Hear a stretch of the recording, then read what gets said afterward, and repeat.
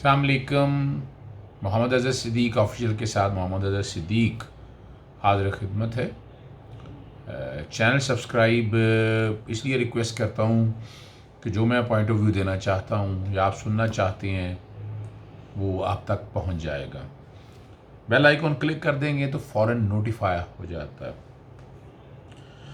आज मैं ज़ेर बहस मौजूद ज़्यादा नहीं है, लेकिन जस्टिस काजी फ़ाइज़ ईसा के केस के दूरस नताइज होंगे। देखिए, मैं पहले दिन से कायल हूँ इस बात का, और मैं पहले दिन से ये बात कर रहा हूँ कि आर्टिकल 209 रिटर्डेंट नहीं हो सकता, ना 211 हो सकता है। फैक्ट फाइंडिंग या फैक्ट्स के ऊपर या ट्रायल के ऊपर सुप्रीम जुडिशल काउंसिल ने मामला ये देखना है। और मैं आज भी ये समझता हूँ कि अल्टीमेटली ये केस, मेरा अपना एक ओपिनियन है कि ये सुप्रीम जुडिशल काउंसिल के पास जाएगा।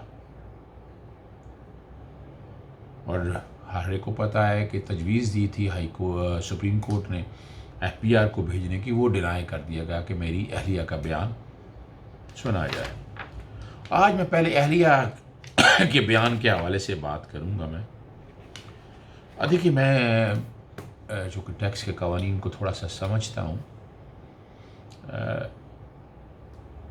एग्रीकल्चर इनकम टैक्स बेस बनाया गया और कुछ अमाउंट्स, लेकिन हम शायद भूल जाते हैं एग्जम्प्ट इनकम कोई भी हो, आपको इनकम टैक्स की रिटर्नों में वो डिक्लेयर करनी पड़ती है। आप लिखते हैं कि it is exempted from tax, और अगर से रही आमदन हो तब भी लिखती है टैक्स को, इनकम टैक्स कोई नहीं देना आपने, क्योंकि प्रोविंशियल सब्जेक्ट है, फेडरल सब्जेक्ट है नहीं। इनकम टैक्स आपने अदायगी नहीं करनी है। ये कहा जाए कि मैंने आमदन की है और मैंने डिक्लेयर नहीं की हो तो सबूत देना पड़ेगा। अगर एग्रीकल्चर आमदन देते हैं तो एग्रीकल्चर इनकम टैक्स लॉ के तहत आपको वहाँ भी रिटर्न फाइल करनी है, और वहाँ कोई ना कोई आप जो आमदन दी है वो डिक्लेयर करनी है।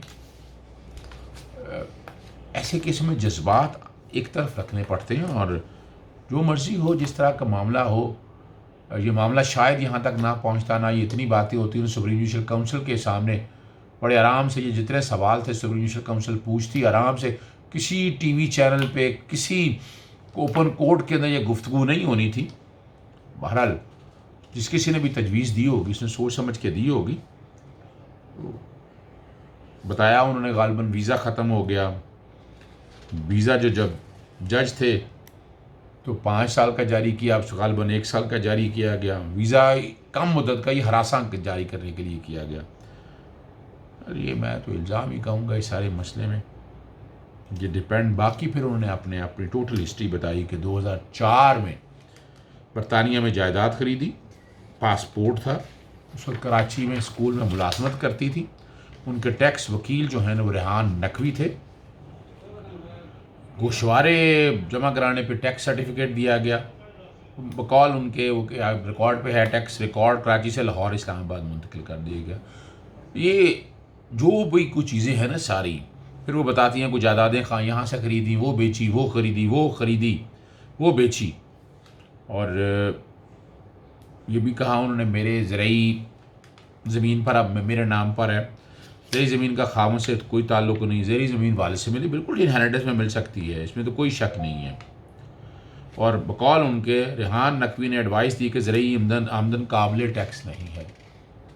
अब ज़रई इनकम का जब क्वांटम बहुत ज़्यादा, अगर under the agriculture income tax, तो वो तो फिर आपको देना पड़ेगा। और अगर एग्जम्प्ट है, अब इनकम टैक्स पे ही है, तो आपको डिक्लेयर करना पड़ेगी वो, यानी वो बताना पड़ेगी, टैक्स नहीं देना आपने उस पर, मैं पहले भी कह चुका हूँ। और फॉरेन करेंसी अकाउंट खुलवाया, उससे अमाउंट भेजी। अब ये सारी बातें जो है ना, अब फिर जो बड़ी इंटरेस्टिंग इशू है, वो कितनी रकम दी, मैं उन रकमों में नहीं जाना चाहता। वो आके 2018 के हवाले से बताती हैं कि मैंने ये प्रॉपर्टियाँ डिक्लेयर की।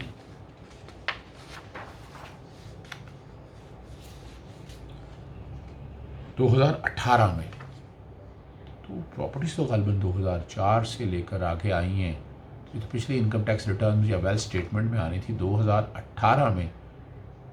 2018 में डिक्लेयर करने का अब तो ये इतना आसान काम नहीं है। ये सारी, ये जो कि अब इनकम टैक्स में अगर ये मामला जाता है तो इनकम टैक्स में तो नज़र आ जाएगा ये सारी चीज़ों को सामने रखते हुए। इसलिए अवॉइड किया। बज़ाहिर ये नज़र आ रहा है कि इसको जानबूझ के या वैसे ही जो जज साहब के वकला हैं वो मशवरा दे रहे हैं कि यानी अच्छा नहीं लगता को मीडिया ट्रायल के हवाले से भी इशू नहीं है, यानी कोई इतना बड़ा इशू नहीं है कि जिसको इशू बना दिया गया। बाकी में जनरल सवाल है, I must appreciate, I congratulate barrister Farooq Naseem and his team, very well prepared, very articulated arguments, बड़ी मेहनत के साथ उन्होंने इस सारे मामले को देखा। अनवर मंसूर साहब ने बड़ी मेहनत की थी और वजह है कि बड़ा मुश्किल काम था इस केस को सुप्रीम कोर्ट के सामने आर्गू करना। रेफरेंस के हवाले से ज़िक्र आया कि इस पे काबीना की मंजूरी भी ज़रूरी थी, हालांकि ये बताया गया काबीना का इससे कंसर्न कोई नहीं है। फारूक नसीम साहब ने ये क्लियर किया और बदनीति पे बहुत अच्छे आर्गूमेंट दिए उन्होंने। बदनीति इतना आसान काम नहीं, बेला फिडी इस्टेब्लिश करना। इस पर जस्टिस उमर अता इंदयाल साहब ने कहा बदनीति में आसानी से ना इल्ज़ाम लग सकता है और ना साबित हो सकता है। हुकूमत की बदनीति नज़र आएगी जब कानून से बाहर काम हो। ये बड़ा इंपॉर्टेंट फिक्र है। अब वजह है कि जज की हटाने को मामला सुप्रीम जुडिशल काउंसिल के सामने है। अब कल क्या होता है वो एक अलग इशू है, लेकिन मैं ये समझता हूँ ये मामला सुप्रीम जुडिशल काउंसिल को जाएगा और वही देखेगा। और ये उनकी मिसेस के हवाले से इनकम टैक्स में जो कोई चीज़ें पड़ी हैं, नोटिस आए हैं, वो जवाब दें, वो बैठ के अपनी असेसमेंट कंप्लीट कराएं। और बदनीति का एलिमेंट जो एक फारूक नसीम साहब ने वाज़े कहा कि ये सुप्रीम जुडिशल काउंसिल देखेगी, उसको इख्तियार है, मैं उससे इत्तफाक करता हूँ। और सुप्रीम जुडिशल काउंसिल को ये भी इख्तियार है कि वो उनकी अहलिया को तलब करके उनसे रिकॉर्ड मांग के, ये सारा कुछ हो सकता था। बहरहाल आज तो बातें ये अब सारी सामने आ गई। ये जज्बात का खेल नहीं है, ये कानूनी बातें हैं, कानून के मुताबिक होनी है। और प्रामा फिशाई लगता ऐसे है कि टैक्स का रिकॉर्ड सही तरह या मेंटेन नहीं किया एग्रीकल्चर इनकम टैक्स के हवाले से। अब ये तो सारी उनके टैक्स रिटर्न में आ गया ना कि कितना टैक्स अदा किया। अब इतनी बड़ी रकम अगर आप फ़र्ज़ करें आप फॉरेन करेंसी के अकाउंट में भी रखते हैं, अगर तो बाहर से पैसा पाकिस्तान में आए तो वो फॉरेन रेमिटेंस कहलाती है और under the foreign currency regulation act आपको टैक्स नहीं देना पड़ता। वो वजह है कि आप कन्वर्ट करते हैं, पाकिस्तान को ज़र मुबादला देते हैं, लेकिन पाकिस्तान से जब आप पैसा बाहर निकालते हैं तो पाकिस्तान में जो पैसा है वो डिक्लेयर होना चाहिए, टैक्स दिया होना चाहिए, और इसीलिए उसको वाइट मनी कहा जाता है। और वो बाकायदा फिर आप वैलिड सोर्स से भेजें, आप जो मर्ज़ी जायदाद ख़रीदें, वो जो जायदाद आप ख़रीदेंगे बाहर तो आपको यहाँ के पाकिस्तान में इनकम टैक्स रिटर्न में वेल्थ स्टेटमेंट में शो करनी है अनटिल एंड अनलेस, यानी यहाँ उन्होंने बताया कि वो पाकिस्तानी है, उनके पास स्पेनिश पासपोर्ट भी है। तो जब आमदन किसी ना किसी तरह से पाकिस्तान में जब आमदन आप कर रहे हो तो वो या तो डबल ट्रीटी एग्रीमेंट हो स्पेनिश गवर्नमेंट के साथ, वहाँ डिक्लेयर कर रही हूँ या इंग्लैंड में डिक्लेयर कर रही हूँ। अगर तो डबल ट्रीटी एग्रीमेंट है तो ये पाकिस्तान में जितनी भी आमदन है या तो वहाँ शो करना पड़ेगी, नहीं तो पाकिस्तान में आप जो भी आमदन कमा रहे हैं चाहे बाहर रह रहे हो, वो नॉन रेजिडेंट को तो टैक्स ज़्यादा पड़ता है।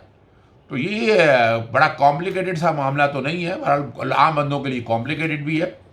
अल्टीमेटली आज सारी प्रोसीडिंग जो है ना फारूक नसीम साहब को एप्रिसिएशन करनी थी, शाबाशी देनी थी, और बाकी ये सारा काम आम आदमी की समझ के लिए मैंने बता दिया है। इजाज़त दीजिएगा, अगले वीलॉग में मुलाकात होगी।